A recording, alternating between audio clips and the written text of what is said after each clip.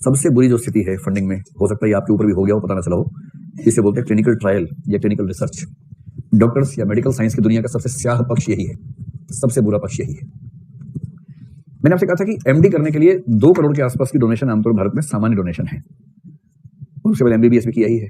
जो आदमी 8-9 साल लगाएगा और करीब 3 करोड़ 4 करोड़ का निवेश करने के बाद डॉक्टर बनेगा, आप समझ सकते हैं कि उसके ऊपर कितना पैसा कमाने का दबाव है। और फिर कई लोग क्या बोलते हैं, दिन भर में 20 क्लाइंट आ जाएंगे, सबसे 1000 रुपये लेगा, 20,000 हुआ, महीने का 6 लाख हुआ, किराया निकालो, ये निकालो, वो निकालो, 3 लाख बचा, 3 लाख साल भर में 36 लाख कमाया, कमाना है 6 करोड़ का नुकसान ही किया हुआ है, इसका इंटरेस्ट भी जोड़ते जाओ तो जिंदगी भर तो उसी में निकल जाएगा इसका। ये वैसे ही लोग हैं जो बुलेट ट्रेन की परियोजना का मूल्यांकन टिकट की खरीद से कर रहे हैं, जो टिकट से प्रोजेक्ट का मूल्यांकन करते हैं, वैसे लोग हैं। सेकंड जो एस्पेक्ट है वो है क्लिनिकल ट्रायल, जो मेडिकल साइंस का है। उसमें क्या होता है, देखो ध्यान से देखो। आप जो दवाई खाते हो वो दवाई बनती कैसे है? दवाई या दवाइयों से जुड़े हुए और चीजें, जैसे कोई इम्प्लांट है, कोई ऐसी चीज बनाई है कि जैसे किसी की नी सर्जरी होनी है तो उसमें हमने जो उसका नी का जो पार्ट खराब हुआ, कार्टिलेज खराब हुई मान लीजिए, और हमने तय किया कि नी की रिप्लेसमेंट करनी, तो रिप्लेसमेंट किस चीज से करेंगे? किडनी तो है नहीं, किसी की निकाल लगा दी। उसमें तो ये है कि नकली नीज बनेंगे, नकली पार्ट्स बनेंगे, उनको इसमें इम्प्लांट करना है, वो कैसे बनेंगे? एक्सपेरिमेंट्स होंगे बहुत सारे। बायो मेडिकल साइंसेज में, बायोटेक्नोलॉजी में एक्सपेरिमेंट्स की गति इसलिए इतनी कम है कि उनका प्रयोग करना पड़ता है ह्यूमन बींग्स पे। इलेक्ट्रॉनिक्स में गति बहुत तेज रहती है। आज आप टीवी लेंगे, 3 महीने बाद पता चलेगा वो टेक्नोलॉजी आउटडेट हो गई है, नई तकनीक आ गई टीवी की। ये बायोटेक में नहीं होता है, उसमें समय लगता है, क्योंकि रिसर्च बहुत मुश्किल है, बहुत महंगी रिसर्च है। तो दवाई प्लस जो अन्य वस्तुएं हैं, जो दवाइयों जैसी वस्तुएं हैं, उन सब की जो रिसर्च होती है, ये रिसर्च कैसे होती है, इसके बारे में अनुमान रहना चाहिए, क्योंकि हम सब किसी न किसी मात्रा में गिनी पिग बन चुके होंगे अब तक, और शायद बन भी रहे होंगे, भी बन रहे होंगे, पता नहीं चलता है कैसे होता है सब। जैसे एक दवाई बनी है, मेडिसिन बनी है, अमेरिका के लोगों को खानी है मेडिसिन, तो अमेरिका के लोग सबसे महंगे लोग हैं दुनिया में, उनके ऊपर प्रयोग नहीं होता है, क्योंकि उनके सिर पे बैठे डोनाल्ड डक, वो सुनिश्चित करता है कि प्रयोग बाकी दुनिया पे हो और हमारे लोग मस्त रहें, उनको नुकसान नहीं होना चाहिए। तो प्रयोग करना है। कैसे प्रयोग करेंगे? तो प्रयोग की शुरुआत करते हैं चूहों से, जिसको गिनी पिग कहते हैं। गिनी पिग में जो पिग है ना, केवल नाम का है, दरअसल ये चूहा है, ठीक है। तो चूहों की एक खास वैरायटी, जिसका बायोलॉजिकल सिस्टम ह्यूमन बींग से बहुत नजदीक है, और उस पर एक्सपेरिमेंट करके हम कम से कम हाइपोथेसिस के स्तर पे आ जाते हैं कि ये दवाई मनुष्य में कैसा काम करेगी, उनको बोलते हैं गिनी पिग्स। तो क्लिनिकल रिसर्च में गिनी पिग्स का कारोबार बहुत बड़ा कारोबार है, उनको मंगवाया जाता है, उनकी रिसर्च की जाती है, उससे जो रिजल्ट्स आते हैं उसके बेस पे सेकंड स्टेप आता है। जब 50, 100, 200, 500 गिनी पिग जब मर जाते हैं, उसके बाद दवाई जब ठीक काम करने लगती है, जैसे दवाई बनाई, लग रहा है कि ठीक काम करेगी, उसको खिलाया चूहे को, पता लगा उसे कैंसर हो गया, तड़प रहा है ऐसे बिजली के करंट की तरह से, कहते प्रयोग सफल नहीं हुआ, वो तो लग ही रहा है, लेकिन प्रयोग सफल नहीं हुआ, हेंस डिस्प्रूव्ड। और वो हिले जा रहा है कि मेरा तो कुछ करो, मेरे ऊपर तो प्रयोग कर दिया आपने। तो फिर अंत में क्या करते हैं, उसको शांत करने के लिए क्लोरोफॉर्म से उसको मार देते हैं, या किसी तरह से यूथनेशिया कर देते हैं उसका। ठीक करते हैं, गलत करते हैं? जब ऐसी हालत हो ही गई है तो यूथनेशिया से ही कम से कम मुक्ति धाम ठीक से पहुंचे व्यक्ति या प्राणी जो भी है। फिर दवाई में इंप्रूवमेंट करते हैं कि ऐसे हिल रहा था तो इस वजह से हिल रहा होगा, ये जो थोड़ा ज्यादा हो गया था ना, इसे थोड़ा कम किया, नया सॉल्ट बनाया, फिर दवाई बनाई, फिर चूहे को खिला दी। इस बार देखा चूहा 3 दिन ठीक रहा, चौथे दिन तड़पा जोर से मर गया, फिर रिजल्ट आता है हेंस डिस्प्रूव्ड, फिर नया प्रयोग। ऐसे करते करते 300-400 चूहे मरने के बाद दवाई ऐसी बनती है जिसपे चूहे ठीक रहते हैं। चूहे को बुखार हुआ, खिलाई, चूहा ठीक हो गया। तो डॉक्टर कहते हैं कि चूहा ठीक हो गया बुखार से, इससे हमारा इंसान भी ठीक हो सकता है। लेकिन हो सकता है, हो जाएगा नहीं, क्योंकि इंसान ठीक होगा नहीं, इंसान पे पता लगेगा। लेकिन चूहों पे प्रयोग करके पूरा संभावना बना लेते हैं कि हाँ अब इसका नुकसान न्यूनतम होना चाहिए।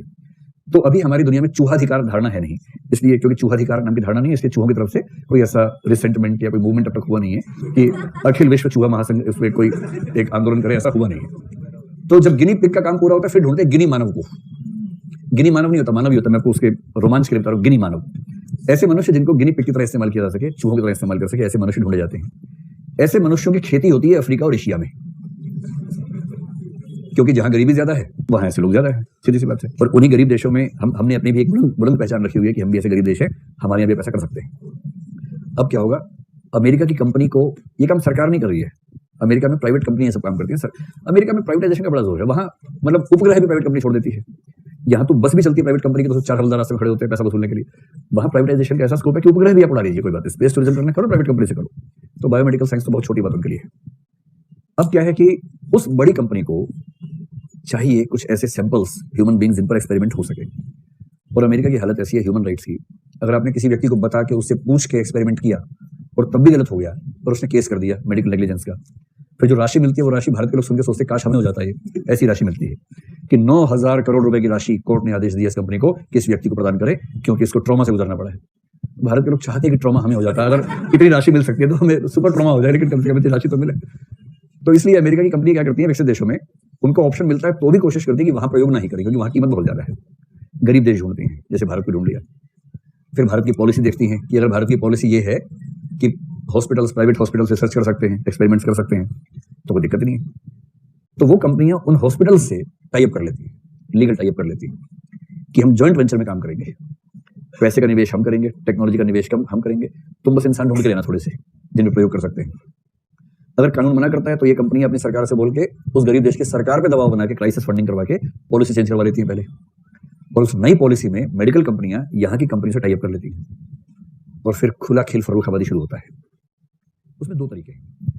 एक मेडिकल ट्रायल होता है जो बता के किया जाए, क्लिनिकल ट्रायल या रिसर्च। एक तो होता है बता कर किया जाए, ये तो ईमानदार मामला है। इसमें क्या समस्या आती है बाद में देखेंगे। दुख ये है कि क्लिनिकल ट्रायल्स का बड़ा हिस्सा बिना बताए किया जाता है, चुपके से या बिना बताए। जैसे बहुत सारे चूहों पे एक्सपेरिमेंट्स हुए हैं, इनिशियल कुछ मनुष्यों पे एक्सपेरिमेंट्स हुए हैं। अब कंपनी ने डॉक्टर से बात कर ली, आप किसी भी प्राइवेट हॉस्पिटल या प्राइवेट क्लिनिक में जाएंगे तो दिन में 1-2 घंटे का समय होता है जहां चमड़े के बैग वाले 7-8 लोग बाहर खड़े होते हैं एक साथ, जिनको एमआर कहते हैं, मेडिकल रिप्रेजेंटेटिव्स होते हैं। और डॉक्टर के पास समय बहुत कम होता है, पर उनके लिए 1 घंटा निकाल लेता है, दिन में 1 या 2 घंटे निकाल लेता है। और रोज ही आते हैं, आज ये वाले 6 हैं तो कल वो वाले 6 होंगे, वो वाले कंपनी के आते रहते हैं। उनका काम क्या है? जैसे दवाई एक है पैरासीटामोल, खानी वही है। जनरिक खाओगे तो भी बुखार उतरेगा, क्रोसिन खाओगे तो भी बुखार उतरेगा, कालपोल खाओगे तब भी बुखार ही उतरेगा, कुछ और तो उतर जाएगा उससे, बुखार ही उतरेगा। पर आप पैरासीटामोल खरीदने के लिए गए तो आपने क्रोसिन खरीदी या कालपोल खरीदी या कोई और खरीदी, इससे एक कंपनी का भविष्य तय होता है, कंपनी की ब्रांडिंग है। क्रोसिन तो पर्यायवाची हो गया ना पैरासीटामोल के। लोग क्या बोलते हैं, इसको किसी कंपनी की क्रोसिन मंगवा दो। डिटोल जैसे है, एक प्रोडक्ट का नाम है किंतु वो एक कंसेप्ट का नाम बन गया है। एंटीसेप्टिक नहीं बोलते, डिटोल बोलते हैं। दुकानदार कह रहे कि सेवलॉन ले जाओ, नहीं, वो कह रहे डिटोल ही है, दूसरी कंपनी डिटोल है। तब समझ में आती है, अच्छा दूसरी कंपनी का डिटोल है, जबकि डिटोल एक कंपनी का एंटीसेप्टिक है। पर वो नाम इस तरह से बैठ जाता है दिमाग के अंदर कि हम एक प्रोडक्ट नेम को रिप्लेस करते हैं दूसरे प्रोडक्ट नेम से, जो मेडिकल साइंस में खूब है।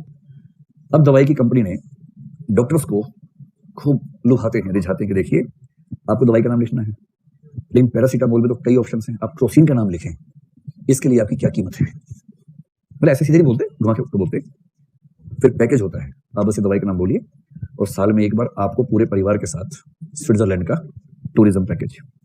और परिवार में कौन कौन जाएगा हमसे पूछेंगे नहीं, अब जिसका नाम बताएंगे परिवार मान लेंगे, उसको चिंता मत कीजिए। 2 लोग हों, 4 हों, 8 हों, कुनबा हो, हम उसको परिवार मान के घुमाएंगे। बस आप टारगेट पूरा करवा दीजिए। टारगेट ये है कि साल में 25,000 दवाई बेचनी है आपको। तो डॉक्टर सलाह वाला करता है घर पे, सब कहते हैं स्विट्जरलैंड जाना ही, इसमें क्या सोचना है। फिर डॉक्टर टारगेट एक्सेप्ट कर लेता है, लिखित में नहीं करता है, सब मौखिक चलता है। फिर डॉक्टर को टारगेट पूरा करना है, महीने में 2000 दवाई खिलानी है लोगों को। आसपास की दवाई की सारे दुकान वाले वो दवाई रखना शुरू कर देते हैं, क्योंकि वो चमड़े वाला फिर उसके बाद वही है ना दुकान पे, और उसने कहा कि बोल दिया है, अब वो लिखेगा, आदमी निकलेगा, दवाई की दुकान ढूंढेगा, तुम्हें दिखोगे सामने ये दवाई रख लो, वही ढूंढता हुआ आएगा। तो डॉक्टर इंसिस्ट करेगा कि ये कई कंपनी की आती है पर यही लेना, क्योंकि इसमें जो प्योरिटी है बाकी में नहीं है, यही लेनी है। ऐसे डॉक्टर बोल देता है, लिखता है पर्चे पर, और फिर खूब काम धाम चलता है। मरीज आए, मान लीजिए 12,000, दवाई खिलानी है 25,000। फिर डॉक्टर कहता है कोई बात नहीं, तुम्हें क्या है, बुखार है, नहीं है तो भी क्या दिक्कत है, कोई नुकसान थोड़ा ना हो रहा है, खा लो क्या दिक्कत है। तो कई ऐसे पेशेंट जिनको एग्जैक्टली वो प्रॉब्लम नहीं है लेकिन एसोसिएटेड प्रॉब्लम है, उनको भी खिला दी। 3 दिन काफी थी, 5 दिन खिला दी, 5 दिन खा लो। और फिर क्या लिखता है, 9 दिन की लेना, 5 दिन में देखना ठीक लगे तो छोड़ देना, ना ठीक लगे तो 7 दिन, फिर भी ठीक ना लगे तो 9 दिन, 9 दिन बाद मेरे पास फिर से आ जाना। और 5 दिन में आदमी ठीक हो जाता है। और भारत में मुझे नहीं लगता कोई एक भी आदमी होगा जो 4 गोलियां बची वापस बेचने जाता होगा दवाई की दुकान पे, ये 4 गोलियां बच गई, वो कहता नहीं हम तो पत्ता ही लेते हैं पूरा, हम आधा पत्ता नहीं लेते, पूरा ही लेते हैं।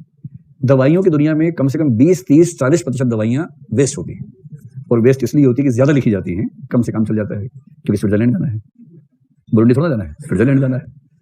तो इसी में क्या होता है, मेडिकल कंपनी कहती है कि सर ये सब तो टेस्टेड दवाइयां हैं, एक नई दवाई आई है, ये टेस्ट करनी है, इसमें अगर आपने ठीक हेल्प कर देना सर, स्विट्जरलैंड नहीं पूरा यूरोप है या अमेरिका, जो आप चाहें 21 दिन का ट्रिप मिलेगा सर, पूरी फैमिली के साथ, फर्स्ट क्लास में भेजेंगे, हवाई जहाज में फर्स्ट क्लास में भेजेंगे। कहते हैं अच्छा क्या है सर, कुछ नहीं है, कैंसर की दवाई, एक्सपेरिमेंट करना है बस, किसी पे भी कर सकते हैं एक्सपेरिमेंट, कोई खास दिक्कत नहीं है, रिजल्ट देखने हैं।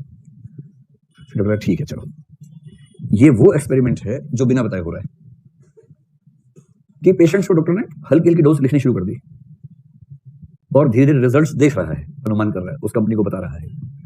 सबसे बुरा ट्रायल वो है जो कंपनी और डॉक्टर की मिली भगत से हो, और जिसमें पेशेंट को यह भी ना पता हो कि उसके ऊपर रिसर्च हो रही है। अधिकांश प्राइवेट हॉस्पिटल्स में दिक्कत है कि अगर कोई मरीज केस बन जाता है ना, फिर डॉक्टर का इंटरेस्ट चेंज हो जाता है, फिर वो उस पर रिसर्च करने लगते हैं, फिर बचाने का मतलब नहीं रहता, फिर रिसर्च का मतलब हो जाता है। और मरीज के परिवार को बताया नहीं जाता कि हम रिसर्च कर रहे हैं उसके ऊपर, जबकि रिसर्च है तो फिर आप फंड करो उसको, मरीज को, उसके परिवार को। दूसरा होता है बताकर, जिस दवाई में रिस्क ज्यादा है, जिसमें रिस्क नहीं के बराबर है, उसमें तो बिना बताए काम चल जाता है। जिसमें रिस्क है कि कोई मर जाएगा, कुछ हो जाएगा, तो दबाव ज्यादा आ सकता है। रिस्क वाली दवाइयां या तो ट्राई की जाती है छोटे शहरों, कस्बों, गांवों में। दिल्ली में किसी हॉस्पिटल में 5-7 लोग मर जाएं किस दवाई को खाने से तो हल्ला मच जाएगा। कोटा में कितने बच्चे मर गए, मैनेज हो गया। और छोटा शहर और छोटा कस्बा, गांव, वहां कोई मरीज मिल गया है, उसे प्रयोग किया, मर गया, तो लोग बोलते हैं जीना मरना भगवान के हाथ में है। जितनी सांस लिखवा के आए हो उतनी ही सांस मिलेंगी, इतनी ही सांस थी, इसमें दवाई की क्या भूमिका है, कुछ नहीं, काम चल गया। तो छोटे गांवों में, छोटे कस्बों में ऐसे प्रयोग ज्यादा होते हैं क्योंकि वहां के मनुष्य की कीमत शहर के मनुष्य से कम है। जो रिस्की वाला है वो या तो होगा छोटे इलाके में या बड़े इलाके में होगा बताकर, और बताकर जब करते हैं तो उसमें दो चीजें बहुत महत्वपूर्ण होती है, होते हैं कंसेंट, और दूसरी होती है पोस्ट ऑपरेटिव केयर या पोस्ट प्रोसीजर केयर। इन दो चीजों का महत्व है। कंसेंट यानी सहमति। तो जब भी किसी ऐसे ड्रग का एक्सपेरिमेंट होगा जो थोड़ा सा रिस्की हो सकता है, शर्त है कि लेबोरेटरी या हॉस्पिटल उस पेशेंट को पहले बताएगा कि देखो भाई ऐसी स्थिति है। और आमतौर पे ये पेशेंट वो होता है जिसके पास कोई दूसरा स्कोप होता भी नहीं। आप कल्पना करें कि कोई व्यक्ति कैंसर से ग्रस्त है, सारा इलाज करवा लिया, हर तरह से इलाज करवाने के बाद भी बचने की उम्मीद कम है, और सब डॉक्टर्स ने, अच्छे से डॉक्टर्स ने कहा कि भाई आपके पास आखिरी 20 दिन बचे हैं, तो या तो तीर्थ यात्रा कर लीजिए या घर कोई तीर्थ समझ के आराम कीजिए, 20 दिन से ऊपर नहीं है। उसके परिवार को बताया, उसको नहीं बताया, अब 20 दिन बचे होंगे सिर्फ, हर जगह से ट्राई कर लिया। इतने में एक आदमी चमड़े का बैग लेके आया घर पे, उसने कहा देखिए भाई साहब के पास 20 दिन बचे होंगे, उसमें से भी एक निकल गया कल का, 19 रह गए, और ये मैक्सिमम है, 8 भी हो सकते हैं, 12 भी, 15 भी हो सकते हैं, बचना तो है नहीं इनको किसी भी हालत में। लेकिन हमारी कंपनी ने एक नया फार्मूला बनाया है, चूहों पे सफल हुआ है। 20 कैंसरग्रस्त चूहे बचा चुके हैं हम लोग, पहले कैंसर किया उनको, फिर हमने बचाया, तो 20 को हमने बचा लिया है। इंसान पे ट्राई होना बाकी है, पर तुम्हारे पास खोने के लिए है ही क्या? आपके पास खोने के लिए है ही क्या? 10 दिन है, 15 दिन है, 12 दिन है, चाहो तो एक प्रयोग कर लेते हैं। अगर घर के लोग उसको पसंद करते होंगे जो मरने वाले हैं तो कहेंगे हाँ प्रयोग कर लो, नहीं करते होंगे छोड़ो ना यार, अच्छा खासा जा रहा है, क्यों विघ्न पैदा कर रहे हो बीच में। अगर चाहते होंगे तो फिर सीरियस होंगे। कुछ लोग ये भी कर सकते हैं, उस व्यक्ति से बात करके देखिए पापा ऐसा है, कहना चाहिए नहीं था लेकिन अब क्या करें, विधि का विधान ऐसा है। तो पापा आपके पास 19 दिन बचे होंगे मैक्सिमम, ये कहते ही 5 दिन और कम हो गए, क्योंकि जिसको ये पता नहीं कहाँ 19 दिन बचेगा, स्ट्रेस वाले 5 दिन और कम कर लीजिए, उसको 14 रहेगा आपको। लेकिन पापा एक चांस है आखिरी, अगर आप अच्छी भावना से, अच्छे मन से कोशिश करना चाहें, एक कंपनी आई है, उसके पास एक दवाई है जिससे चमत्कार हो सकता है। और ये बाबा जी नहीं झाड़ फूंक वाले, ये एक मेडिकल कंपनी है जो रिसर्च करती है। अब कोई भी व्यक्ति हो, खुद को रख के देखिए अपनी जगह, उसकी जगह, तो इस पर कोई मना करेगा? हाँ ही करेगा, हाँ ही करेगा, हाँ यार आखिरी प्रयास से लास्ट अटेम्प्ट ले लेते हैं, कोई बात नहीं, जितने भी अटेम्प्ट्स हैं हमारे पास वो तो लेंगे ना पूरे। तो उसने कहा ठीक है बुलाओ, और फिर बातचीत हुई, और उसने कहा आपको एक फॉर्म भरना पड़ेगा, इस प्रयोग करने के बदले हम आपको 1 लाख रुपए देंगे। कह रहे मुझे तो क्या दोगे, इन सबको दे देना मेरे जाने के बाद, और कंसेंट देनी होगी, एक फॉर्म होता है। उस फॉर्म की भाषा ऐसी होती है जिसका भाव है कि दम है तो समझ लो इसको भाई तुम, इतनी लीगल भाषा, और अंग्रेजी होती है, और उस देश की आम नागरिक को भाषा आती नहीं है, जानबूझ के उसको रखते हैं इंटरनेशनल लैंग्वेजेस में, और फॉर्म भाषा भी ऐसी कि आपको इंग्लिश आती है तो भी नहीं समझ पाएंगे। जैसे होता है ना किसी ऐप पे गए, जैसे आपने ऐप पे साइन किया कि मैं इसको यूज करना चाहता हूँ इंस्टॉल, फिर आता है टर्म्स एंड कंडीशंस, जैसे आप उसको ओपन करते हैं वो इतनी लंबी लाइन में ऐसे करते करते खत्म नहीं हो रहा, और नीचे गोला बना होता है यस आई एग्री, फिर आप क्या करते हैं फाइनली यस आई एग्री, खत्म करो भाई। इस भरोसे पे करते हैं कि बाकी लोग भी तो कर ही रहे हैं, सब कर रहे हैं ठीक ही होगा, किसी ने तो पढ़ाई होगा, और सब यही सोच रहे हैं किसी ने पढ़ाई होगा, किसी ने नहीं पढ़ा, कुछ भी नहीं पढ़ा। फिर बाद में लोग कहते हैं हमारी प्राइवेसी पे खतरा हो गया, उसमें क्या पढ़ा हो तो देखा नहीं आपने, सब लिखा हुआ था कि ये कर सकते हैं। ऐसे ही इतना लंबा फॉर्म होता है, उसमें हम पूछते हैं, उसे लगता है कि मैं 21 दिन इसको पढ़ूं या बचूं, जो 19 दिन बचे हैं, पढ़ने में 19 दिन लग जाएंगे, तो हम पे कंसेंट हो जाती है।